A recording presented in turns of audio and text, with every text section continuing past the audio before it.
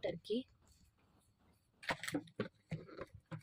ఇదంతా సాల్ట్ వేసుకుంటున్నాను, ఎందుకంటే సోయా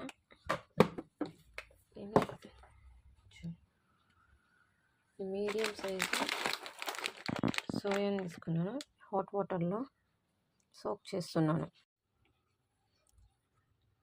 చెన్నా నేను నైటే నానబెట్టి పెట్టుకున్నాను. ఈ సోయాని ఇప్పుడు నేను హాట్ వాటర్లోకి సోక్ చేసి పెట్టాను. తర్వాత ఈ రెండింటిని మిక్సీకి వేసుకుంటాం. ఇది ఇంతకుముందు మనము సాల్ట్ హాట్ వాటర్లో నానబెట్టిన సోయా చూడండి ఇంత సాఫ్ట్గా అయింది. ఇప్పుడు మనం దీన్ని వాటర్ అంతా స్వీప్ చేసేసి తీసి ఒక బౌల్లోకి తీసుకుందాం.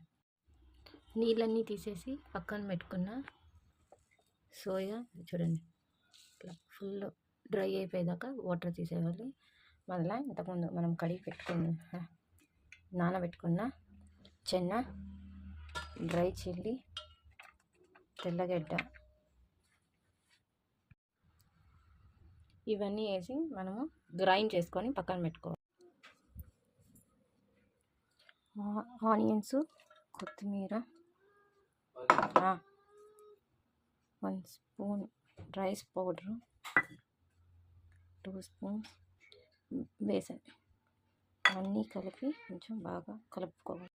అన్నీ మనము ఇలా టిక్కా షేప్ లాగా చేసుకొని ప్యాన్ పెట్టుకోవాలి. ఇందులో మనము డీప్ ఫ్రై కాదు, సెమీ ఫ్రై చేసుకున్నాం. ఇలా ఒక్క సైడ్ ఫ్రై అయ్యాక మనం ఇంకొక సైడ్ కూడా ఫ్రై చేసుకోవాలి.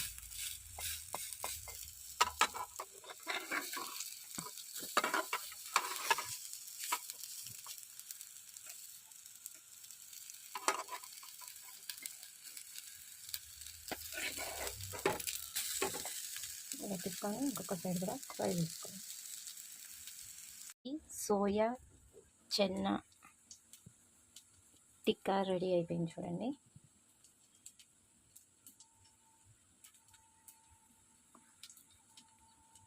Please like and share my videos and subscribe.